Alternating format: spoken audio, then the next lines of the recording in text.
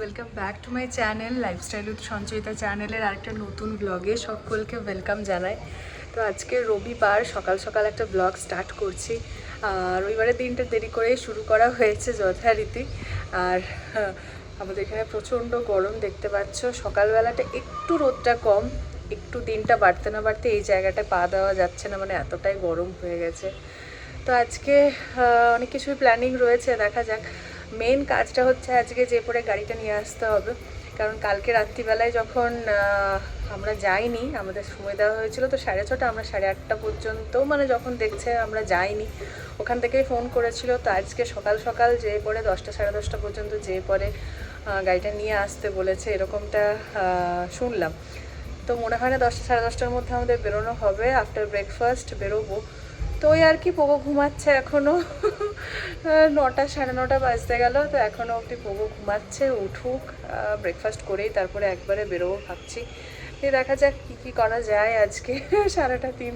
তো ফাইনালি আজকে আমরা গাড়ি আনতে যাচ্ছি। কালকে সন্ধ্যাবেলা দিচ্ছিল, মানে আমাদের যেতে বলেছিল, যেটা তোমাদের বলেছিলাম, কিন্তু আমরাই যাইনি যতক্ষণ না এবার ঠিক করেছিলাম ওখান থেকে ফোন আসছে। কালকে ঝামেলা করে আসা হয়েছিল, কিন্তু না ঝামেলা করলেও মানে আবার সেই আজ দিচ্ছি কাল দিচ্ছি পরশু দিচ্ছি ওইরকমই চলতো। সে কারণে কালকে একটু ঝামেলা করা হয়েছিল, আর ওই জন্য কাল বিকেলেই দিয়ে দিত। কিন্তু আমরা জানো বাড়ি ফিরলাম কালকে, তো দেখলে মোটামুটি বাজছিল তখন প্রায় 3:30, দিয়ে আবার 6:30টার সময় যেতে বলেছিল। সেটা সম্ভব ছিলই না, এখান থেকে তো অনেকটাই দূর, 10 কিলোমিটার হচ্ছে। তো সে কারণে কাল আর যাইনি, আজকে বেরোলাম জলখাবার টলখাবার খেয়ে বেরোলাম। ভাবলাম স্নানটাও সেরে যাব, কিন্তু পাম্পে জল নেই। জল উঠতে মোটামুটি 1 ঘন্টা, আমরা ততক্ষণে ঘুরে চলে আসবো। সবাই যাচ্ছি আমরা। সব কিছু আমরা যেভাবে ভেবেছি পারফেক্টলি টাইম মতো হবে তার কোনো গ্যারেন্টি নেই। জোজো আমাদের থেকে একটু আগে বেরিয়েছিল, ওর ব্যাটারি স্কুটি, সেই কারণে সামনের গলিটা যেতেই টায়ার পাংচার হয়ে গেছে, ঘুরে এলো। ভাগ্যিস বাড়ির সামনেই হয়েছিল, মাঝে হলে প্রবলেম হয়ে যেত তখন। র্যাপিডো বুক করার চেষ্টা চলছে, আর তখনই আমার চোখে পড়লো বাড়ির পাশে একটা ডালিম গাছের দিকে।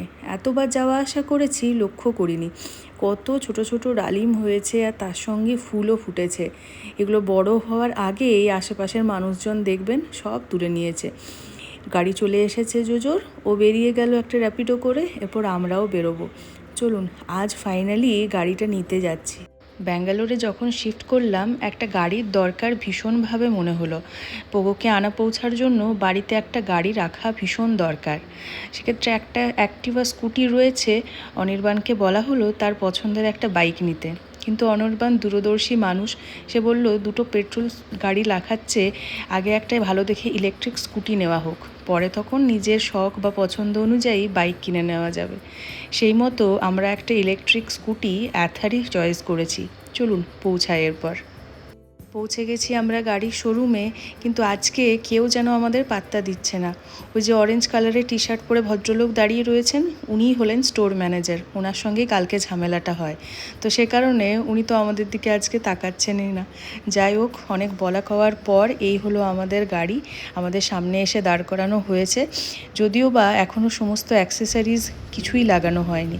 এখন শুনতে পাচ্ছি যে অনেকগুলো অ্যাক্সেসরিজই আউট অফ স্টক রয়েছে, কিন্তু আজকে তো আমরা গাড়ি বাড়ি নিয়ে যাবই। সে কারণে বললাম যা যা যতটুকু রয়েছে সেগুলোই ফিটিংস করে দিন, আবার আগামী সপ্তাহে এসে তখন বাকিগুলো ফিটিংস করা যাবে। সেই মতোই কাজ চলছে আর কি। যেমন করে হোক আজকে গাড়িটা বাড়ি নিয়ে যেতেই হবে। কি ভুল করে যে আমরা এই শোরুমে আমাদের গাড়ি বুক করেছিলাম তার ঠিক নেই। একখানা হেলমেটও পাওয়া গিয়েছে, পোগোর সাইজ অনুযায়ী মোটামুটি ওটা ঠিকঠাক মনে হচ্ছে হবে। আর পোগোর হেলমেটটাও কেনা হয়নি, তখন সাইজটা ঠিক মতো পাওয়া যাচ্ছিল না বলে। তো যাই হোক, দেরি করে হলেও পোগোর হলো হেলমেট ফাইনালি। চলুন, এরপর আমাদের গাড়িতে নাম্বার প্লেট লাগানোর পালা। নাম্বারটা গাড়ির আগেই পেয়ে গিয়েছিলাম হোয়াটসঅ্যাপে, কিন্তু আজকে নাম্বার প্লেটটা সুন্দরভাবে লাগিয়ে দেওয়া হলো। আমাদের দ্বিতীয় স্কুটি ফাইনালি পেয়ে গেছি।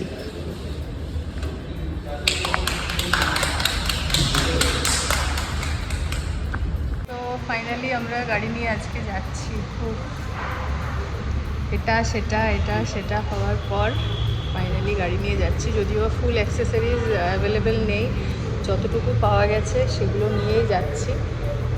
নেক্সট উইক তখন আরও মানে বাকি যেগুলো রয়েছে সেগুলো লাগানো যাবে। পোগোর হেলমেটটা পেন্ডিং ছিল, ঠিক সাইজের পাওয়া যাচ্ছিল না। আর এখানে যে হেলমেটটা দিয়েছে ওটা পোগোর জন্য একদম পারফেক্ট হয়ে গেছে। পোগো এমনি বেড়াচ্ছে চারদিকে। যাই হোক, চলো, ভাল লাগছে। আমাদের সেকেন্ড স্কুটি নেওয়া হলো। এরপরে বাড়ি ফেরার পালা। তো যাক, ওটা আমি চালাচ্ছি না, ওটা অনির্বাণই চালিয়ে নিয়ে যাবে। আর জোজোর যেহেতু এখানে লাইসেন্স হয়নি। আর আমরা এখন যে রোডটা দিয়ে যাচ্ছি একদম হোয়াইটফিল্ডের মেন রোড, এখানে ধরলে মানে প্রবলেম আছে। সো আমি আমার অ্যাক্টিভাই মানে কমফর্ট জোন, তো আমি সেটাতেই ফিরবো। আর ওরা দুজন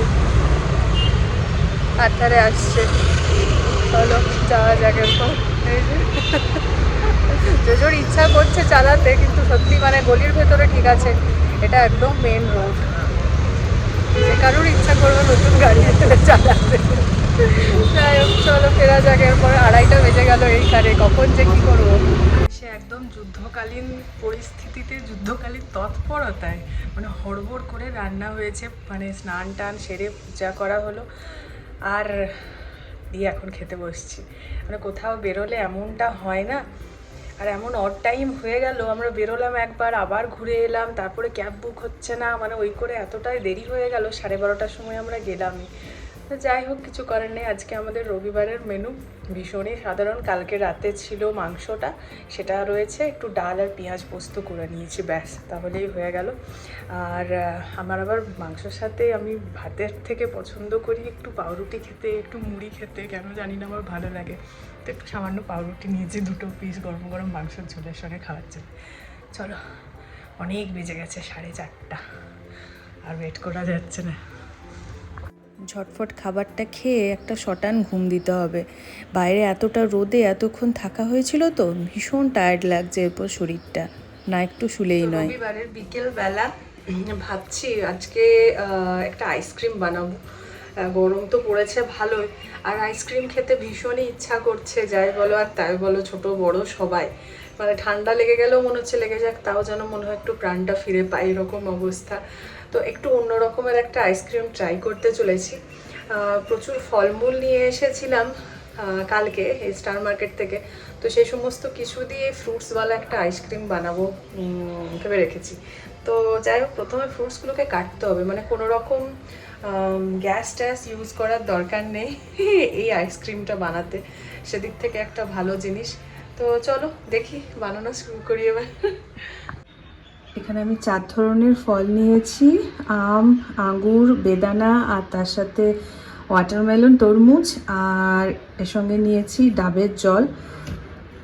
এইবার ফল সমস্ত কিছুকে এবারে কেটে নেবো ছোটো ছোটো পিসে। চলো কেটে নেই। এবার দিন পর আমার আবার সেই আইসক্রিমের ছাঁচটাকে বার করেছি। দেখো, পোগো এটাই ছোটোর সময় খেলতো, তো সে খেলতে খেলতে 2টো কাঠিও কোন দিকে হারিয়ে ফেলেছে। দেখি কি করে ম্যানেজ করা যায়। ওর কথা বানাচ্ছি এটা দিয়েই। খুব ইজি বানানো, খুব কালারফুল আর খুব সুন্দর, আর তার সঙ্গে খুব হেলদিও। দেখতেই পাচ্ছ, একদম ফ্রেশ ফ্রুটস দিয়ে তৈরি করা হচ্ছে। চলো বানিয়ে ফেরি এরপর। ফলগুলোকে যতটা ছোট করে সম্ভব সুন্দরভাবে কুচিয়ে নিয়েছি, বেদানাটাকেও ছাড়িয়ে নিয়েছি। এরপর প্রত্যেকটা যে বক্স রয়েছে সেই বক্সের মধ্যে একটু একটু করে সমস্ত ধরনের ফলই আমি এটার ভিতরে দিয়ে দিচ্ছি।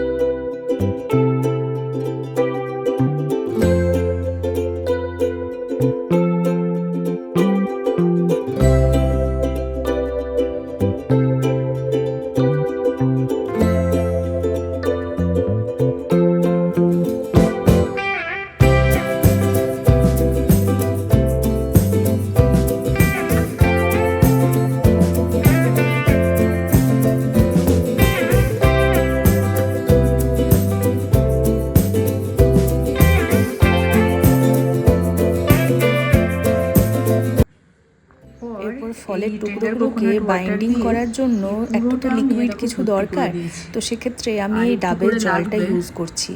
যে কোনো ধরনের ফ্রুট জুস দিলেই হতো, কিন্তু আমার মনে হলো এই ডাবের জলটা একটা আলাদা ফ্লেভার দেবে, তো সে কারণে একটু একটু করে ডাবের জল কুচিয়ে কুচিয়ে ভেতরে ঢোকাচ্ছি, যাতে একদম ভেতর অবধি চলে যায়।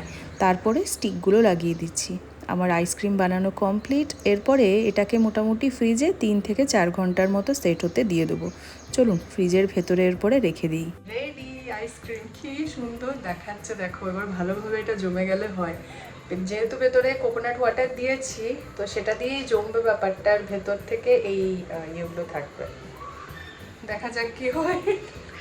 প্রথমবার বানাচ্ছি, একটু টেনশন লাগছে, কিন্তু আশা করছি হয়ে যাবে।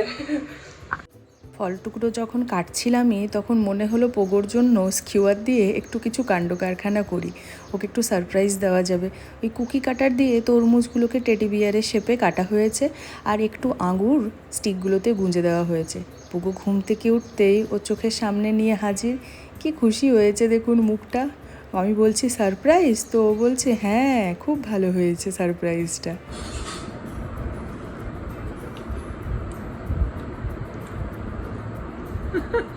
সারপ্রাইজ। রাত্রি প্রায় 11টা, আমাদের সকলের ডিনার কমপ্লিট। আজকে ডেজার্ট হিসেবে এই আইসক্রিমগুলোকেই খাওয়া হবে।